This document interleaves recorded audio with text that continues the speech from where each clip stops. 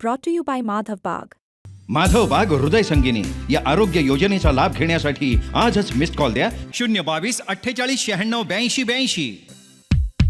एक जो प्रश्न आहे की ज्या दिवशी इलेक्शन कमिशननी डेटा मोजला त्याच्या दुसऱ्या दिवशी काही बातम्या आल्या ज्याच्यामध्ये मतदान व ईव्हीएमची मतं जुळलेली नाहीये.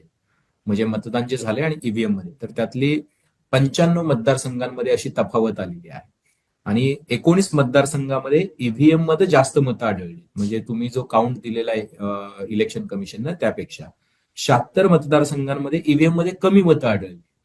म्हणजे ज्याचा जो काउंट दिला इलेक्शन कमिशनने त्यापेक्षा कमी मतं आढळली.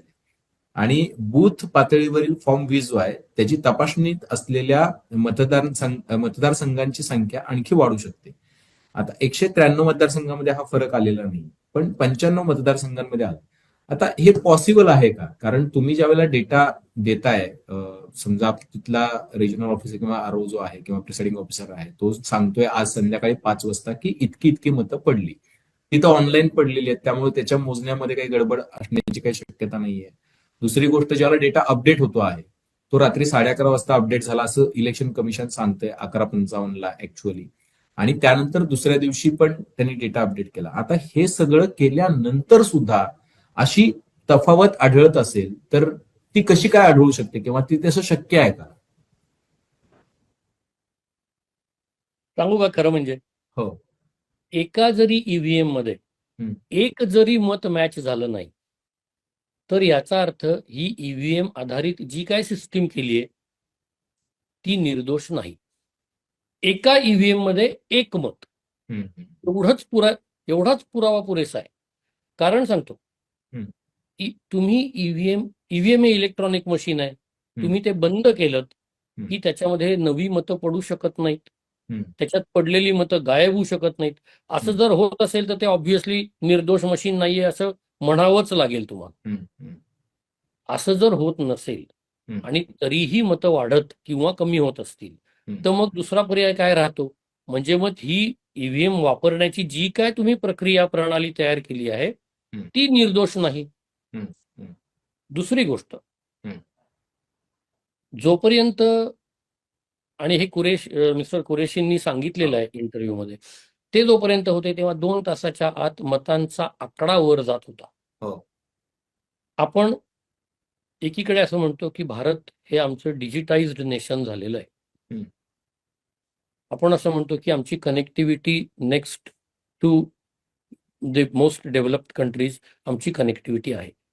आणि मी भारतात खूप हिंडतो, मी पर्सनली हिंडतो, म्हणजे मला बाकी काहीच नसतं, मला आवडतं म्हणून मी हिंडतो. माझा अनुभव असा आहे की साधारणपणे जर एखाद्या ठिकाणी कनेक्टिव्हिटी नसेल तर 10 ते 15 किलोमीटरच्या तुम्हाला कनेक्टिव्हिटी मिळते. हा माझा कन्सिस्टंटली गेल्या 5-6 वर्षाचा तरी अनुभव निश्चित आहे.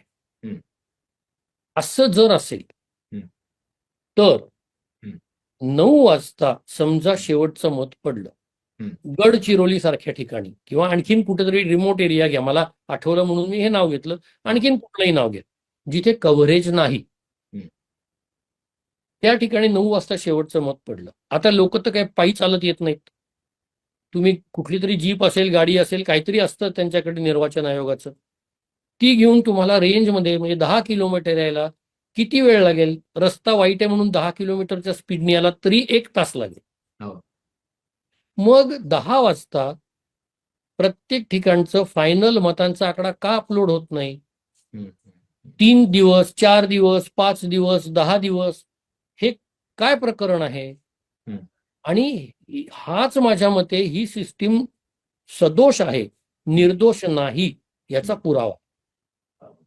दुसरं तुम्हाला महत्वाचं सांगतो या संदर्भात, मतांचा आकडा अपलोड न करता टक्केवारी अपलोड करणं हे माझ्या मते फसवणूक आहे.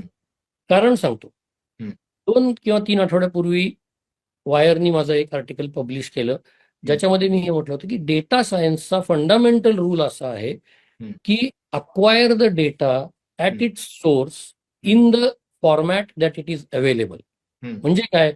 जिथे डेटा तयार होतो तिथून तो उचला आणि तो ज्या पद्धतीने अवेलेबल आहे तसाच्या तसा उचला. हम्म. मग त्याच्यावर तुम्ही काहीही संस्करण करा, त्याच्याबद्दल काही बरोबर. प्रॉब्लेम नाही. हम्म. आता ह्याच्यामध्ये डेटा काय आहे? मत. डेटा कुठनं मिळतोय? ईव्हीएम मधनं. ईव्हीएम काय देत आहे? मतांची संख्या. मग तुमच्याकडे एनकोर नावाचं ऍप आहे, असं इलेक्शन कमिशनच सांगतं, ज्यातनं पोलिंग ऑफिसर दर 2 तासांनी म्हणजे 9, 11, 1, 3, 5, 7 आणि कदाचित 9 या वेळी दर 2 तासांनी त्यांनी सांगितलंय की पर्सेंटेज अपलोड करायचं, टक्केवारी. त्याच्याऐवजी मतांची संख्या अपलोड करा आणि ज्या क्षणी शेवटचं मत पडेल त्या क्षणी मतं किती पडली हे अपलोड करा. तुम्हाला ह्याच्यात ऍडिशन काय करावं लागेल ह्याच्यानंतर? फक्त पोस्टल बॅलेट्सचं. हो. तिथे म्हणत असं की ही ईव्हीएम मध्ये पडलेल्या मतांची आकडेवारी आहे, पोस्टल बॅलेट शेवटी ऍड होतील. बरोबर. मग तुम्हाला जी काय ती मोजायची तशी ती मोजा. हम्म. मला तुम्ही सांगा, हे करायला काय अडचण आहे? जर आपला देश प्रगत आहे, जर आपला देश डेटा हायवे वापरतो, आमच्याकडे चांगली कनेक्टिव्हिटी आहे, हे सगळे दावे जर आपण करत असलो, हम्म. तर हे व्हायला काय अडचण आहे? माणूस चालत जर याला तरी 3 तासात यायला पाहिजे 15 किलोमीटर. खरंय. तासाला 5 किलोमीटर तर आपण चालतोच ना. हो. मग का का तुम्हाला 3 दिवस का लागतात? 24 तास का लागतात? आणि ह्याच्या सबबी सांगत राहून तुम्ही जी आहे ती सिस्टीम तुम्ही सुधारणार आहात का ती आणखीन खराब करणार आहात? जर तुम्हाला जमत नसेल तर कुरेशी साहेबांना जमत होतं, त्यांना विचारा ते काय करत होते, ते सांगतील ना, तुमचेच अधिकारी आहेत. पण हे